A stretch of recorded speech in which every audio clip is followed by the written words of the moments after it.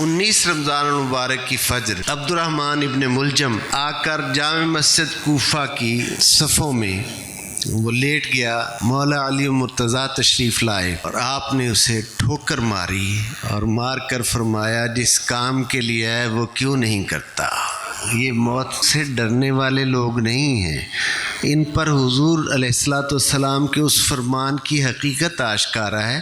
میرے آقا نے فرمایا الموت جسر یوصل الحبیب الی الحبیب. موت ایک پل ہے جو دوست کو دوست سے ملاتی ہے. علی اب اشتیاق دیدار باری تعالیٰ میں محبت کی اس معراج پر ہے کہ علی کو اس دنیا میں رہنا اچھا نہیں لگتا. اس لیے حضور علیہ الصلاۃ والسلام نے جو بشارات دی تھیں اور آپ کی داڑھی چہرہ خون سے رنگین ہو جائے گا، سرخ ہو جائے گا.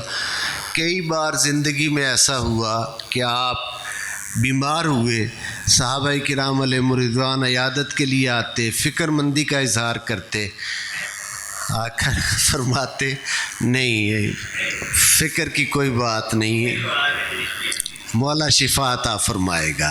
یعنی خود اپنے بارے میں چونکہ فرمان رسالت سے انہیں یقین کامل تھا کہ وفات بستر پر نہیں ہوگی، بلکہ مولانا جامی کتنی بڑی بات کہہ گئے. کسیرا میسر نشد این سعادت بکعبہ ولادت بمسجد شہادت. کسیرا میسر نشد این سعادت، کسی دوسرے کو بھی یہ سعادت حاصل نہیں ہے بکعبہ ولادت بمسجد شہادت کہ کعبہ میں ولادت ہوئی ہو، آیا بھی اللہ کے گھر سے، بمسجد شہادت اور گئے بھی اللہ کے گھر سے. ٹھوکر ماری چونکہ آپ اس سے پچھلی شب جو تھی آپ بار بار رات کو اٹھتے تھے اور اٹھ کر کہتے تھے کہ رات تو وہی ہے جس کی رسول خدا صلی اللہ علیہ وآلہ وسلم نے خبر دی تھی. حاضرین محترم، 19 رمضان المبارک 40 ہجری کو آپ کے سر اقدس پر نماز میں حالت سجدہ میں ضرب ہوئی لگی، اور پھر 21 رمضان المبارک عام طور پر چونکہ اسلامی اعتبار سے مغرب کے بعد اگلی تاریخ اور اگلا دن شروع ہو جاتا ہے. میں جب پہلی بار 2013 میں حاضری کے لیے گیا، جامع مسجد کوفہ اس طرف ہے، اس طرف بیت مکرم ہے، درمیان سے سڑک گزرتی ہے جہاں آپ اپنی خلافت کے ایام میں رہے، اور نجف اشرف کوفہ سے تقریباً 40 کلومیٹر کے فاصلہ پر ہے جہاں آپ کا انوار و تجلیات سے برساتا ہوا آپ کا روضہ مبارک ہے. وہاں جامع مسجد کوفہ میں مغرب کی نماز کے وقت ہماری حاضری ہوئی. تو میں نے جب واپس آیا تو کچھ ہر آدمی سے نہ یہ کرنے والی باتیں ہوتی ہیں، نہ ہر آدمی ان باتوں کو سمجھتا ہے. کچھ واقفان حال جو تھے انہوں نے پوچھا کہ سنائیں زیارات کی کیفیت. تو اس میں جب جامع مسجد کوفہ کا ذکر آیا تو میں نے کہا جب میں اس مسجد میں حاضر ہوا تو مجھے آج بھی اس مسجد کے در و دیوار سے مولا علی مرتضیٰ کی جلالت والی آواز، وہ خطبہ حق جو تھے وہ سنائی دے رہے تھے کہ یہاں وہ عظمت والی ذات حق کا پیغام بیان کرتی رہی ہے، جس کو حضور نے جن کی شان ہی یہ بیان کی تھی، الحق مع علی وعلی مع الحق.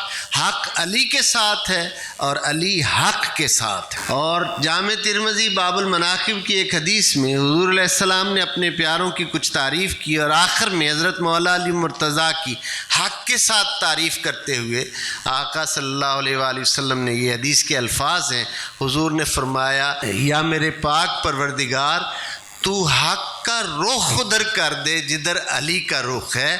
یعنی حق اور علی ہمیشہ ساتھ ساتھ ہیں، لیکن کبھی اگر علی کا رخ دوسری طرف ہو جائے تو حق کو علی کے سامنے کر دے. حق علی سے کبھی جدا ہو ہی نہیں سکتا. یہ میرے آقا صاحب وحی، صاحب کن فیکون زبان والے میرے آقا کے فرمان عالی شان ہیں. حاضرین محترم، اللہ رب العزت ہم سب کو ان ایام غم ہیں ان کی اہمیت کو سمجھنے کی توفیق عطا فرمائے۔ جب ابن ملجم کو پیش کیا گیا، یعنی آج کے دن، کل فجر میں اس نے حملہ کیا، آج کے دن جب اسے پیش کیا گیا اس کی مشکیں بندھی ہوئی تھیں، پیچھے کی طرف ہاتھ کس کر بندھے ہوئے تھے۔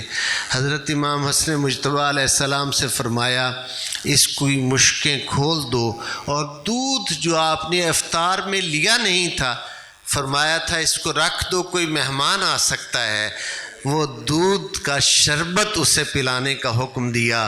یا علی یہ تیری شان ہے، یہ تیرا ظرف ہے کہ اپنے قاتل کو دودھ کا شربت تو پلائے، کسی اور کی اس کائنات میں کس کا ظرف اتنا بڑا ہو سکتا ہے، کس کی یہ ہمت ہے، کون اپنے قاتل سے یوں خیال رکھتا ہے۔ اور بعد میں فرمایا جب میں شہید ہو جاؤں تو قصاص کے طور پر حسن اسے قتل کر دینا، اور چونکہ اس نے میرے سر پر ایک ہی ضرب لگائی ہے، اس کے اعضاء الگ الگ نہ کرنا، اسے ایک ضرب میں قتل کر دینا، چونکہ اس نے میرے سر پر ایک ضرب ماری ہے، اس لیے اس کو ایک ہی ضرب سے قصاص میں قتل کرنا۔ کہیں غصے میں، انتقام کے جوش میں کہیں تم اس کے اعضاء الگ الگ نہ کرو، اذیتیں نہ دو اس کو، نہیں نہیں، جتنا اس نے مجھ پر ظلم کیا ہے بس اللہ کا حکم قصاص کا پورا کرنا ہے، اتنا ہی اس پر تم نے حد جاری کرنی ہے۔ بہت کچھ ہے اس آقا کو، اس مولا کو جس نے پرورش آغوش نبوت میں پائی ہے، جس نے اس دنیا میں آتے ہی لعاب دہن رسول کو چوسا ہے، آیا خدا کے گھر سے ہے اور آغوش مصطفیٰ میں آیا ہے، اس کی شان کو کون سمجھ سکتا ہے۔ کائنات میں فیض بٹ رہا ہے، بڑھتا رہے گا، قیامت تک بڑھتا رہے گا۔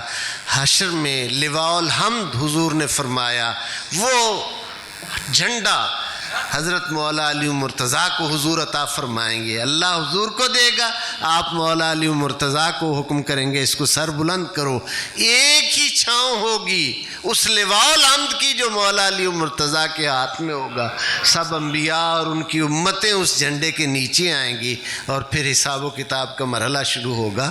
اللہ رب العزت ہمیں افراط و تفریط سے بچتے ہوئے ان بارگاہوں کی سچی محبت نصیب فرمائے۔